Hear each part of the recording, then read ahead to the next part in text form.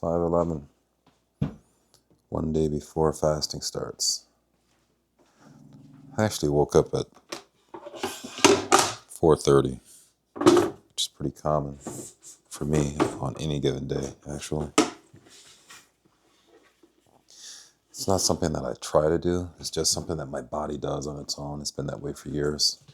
Go to bed around 10:30, and my body just does its own thing and wakes up at like 4:30, 6 hours later. No alarm clock. It's a blessing. It's a gift. So my typical routine, and I have quite the ritual. Have my lemon water, grind my coffee beans. What kind of coffee are we having this morning? And normally while my coffee is making, that's when I'm performing Salah. So Fajr starts at like 5:09 right now in the Ithaca area. So that's the time that fasting would actually start if today was a fasting day. Tomorrow will be a fasting day. So that means tomorrow I'll be waking up around 4:30 or 4 o'clock a.m. so that I can have my breakfast, what we refer to as sahur.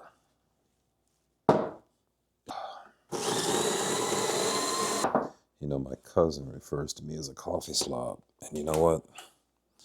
I'm guilty as charged. Fresh ground beans every morning.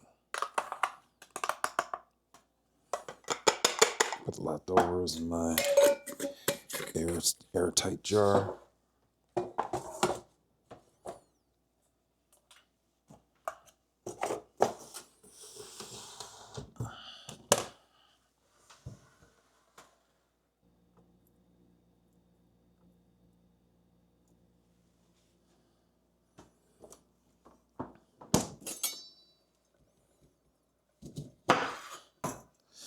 I used to do athletic greens. I was taking athletic greens for a couple of years, but I stopped.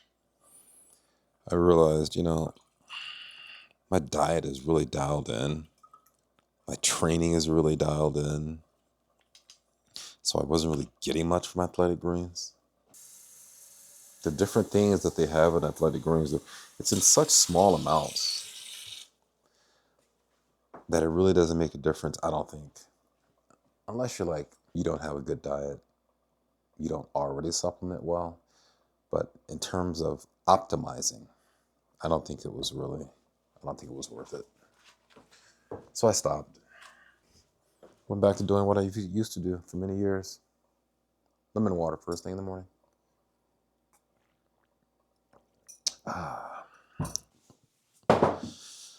This is my all-purpose device here. Yoga, stretching, and Salah.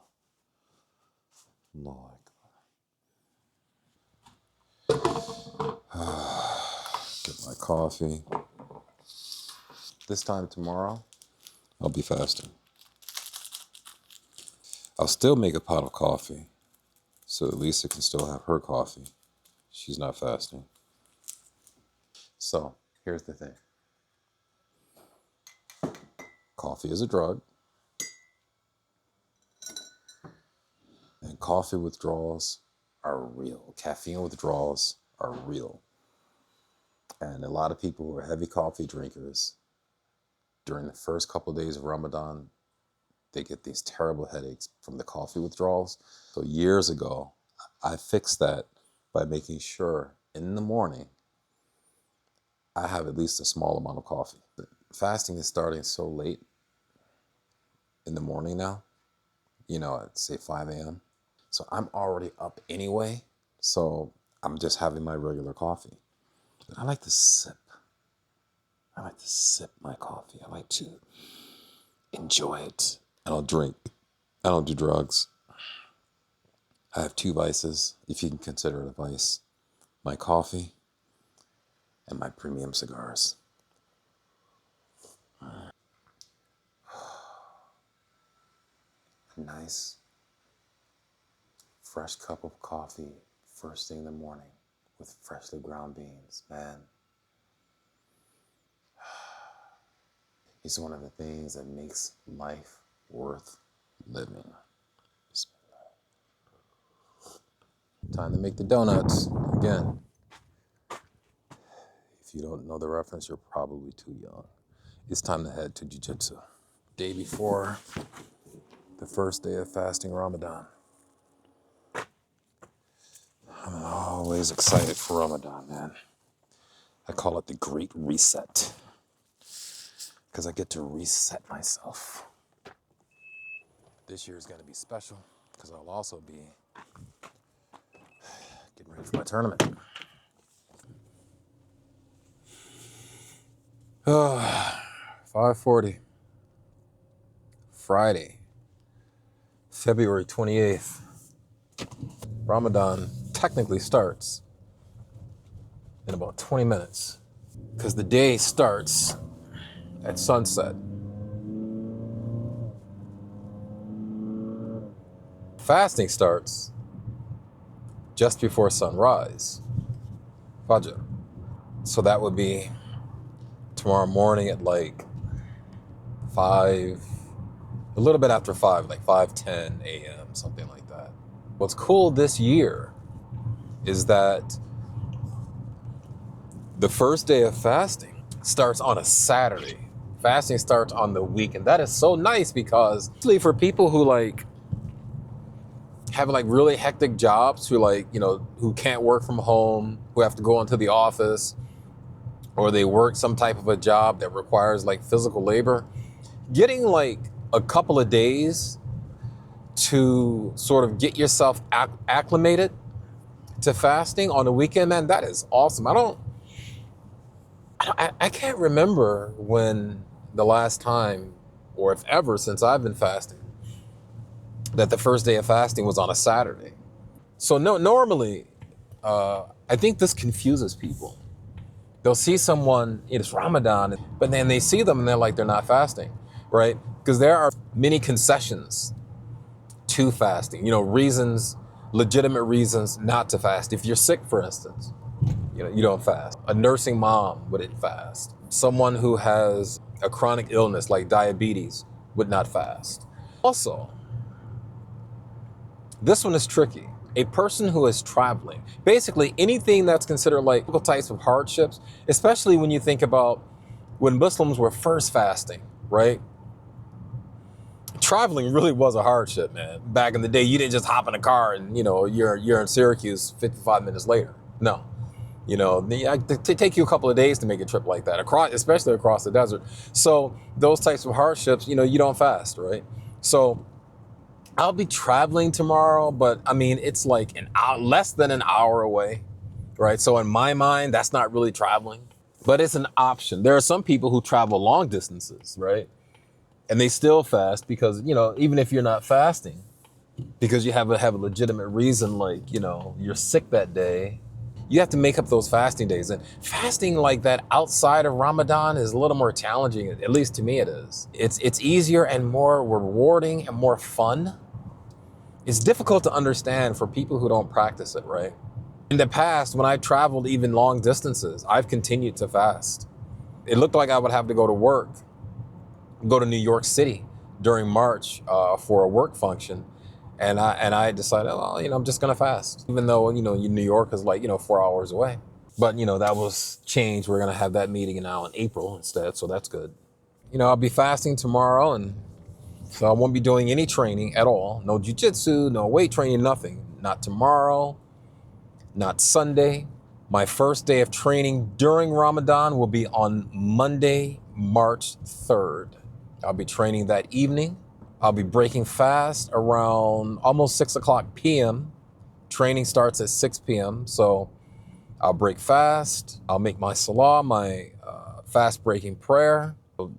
Down a bunch of electrolytes. I have an electrolyte powder that I use. I'll eat a handful of dates and maybe a couple of scoops of peanut butter and then go train. And then I'll have my first full meal after I finish training, which my training will finish around 7:30. Normally I go to the sauna after every jiu-jitsu class. I leave jiu-jitsu class at around 7:30, 7:40, and then I go straight to the sauna. I probably won't keep up that routine during Ramadan. I might go a couple of days a week instead of doing like 5 or 6 days a week. I might try it on Monday just to see how it feels. But man, sitting in a sauna for 30 minutes after fasting all day and only having a small amount of food and some electrolytes, that might be challenging. But the sauna is a huge part of my recovery routine. I mean, it is a significant part of my recovery. So I do need to try to find a way to keep that up during Ramadan. In previous years, I just haven't gone to the sauna. I've just given it up during Ramadan. But this is the first time I'll be training for a tournament during Ramadan. So I need to keep up as much as my regimen as possible. And part of that regimen, an important part of that regimen, is the sauna. Pulling into the parking lot here at Ithaca BJJ. Let's get busy. It is 8:49. Ramadan has officially started. First day of fasting is tomorrow, though. I'm just now leaving Island Health and Fitness. Just finished up at the sauna. That's pretty much my nightly routine. After jiu-jitsu, I go to the sauna. Won't be doing much of that over the next 30 days. I'm gonna head over to Wegmans to purchase some items for sahur, for breakfast. I meant to be, have a full grocery list all sorted out, but I was busy today. I feel good, man. The start of Ramadan, I always feel good, man. It's a festive time of the year for me. Like I said, I call it the Great Reset. Get to reset myself physically, psychologically, spiritually, even emotionally. Because it's not just about not eating food and not drinking liquids during the day. One is also called to fast from certain behaviors, things that normally we should refrain from anyway, but in our way of being in the world, we don't. Arguing, speaking ill of others, being quick-tempered. It's a month of reflection and moderation. Moderating your behavior, moderating your thoughts. It's said that not only does your stomach fast, but your eyes also fast, and your ears also fast, and your tongue fast. Your eyes avoiding looking at things you shouldn't look at. The ears avoiding listening things you shouldn't listen to. Gossip and people talking nonsense about others. The tongue participating in speaking ill of others, putting people down, arguing. That's the part of Ramadan that's the most important. And the beauty of it is that you have that type of around-the-clock reflection for a full 30 days. It's habit forming, right? It takes 30 days to make or break a habit. So Ramadan is an opportunity to build new habits and shed old ones. Maybe over 10 years, 20 years, you become something better.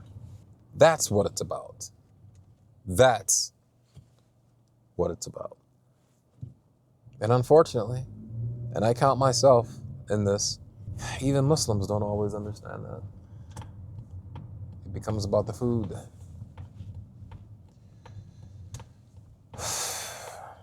It's about the struggle. It's the alchemy of struggle.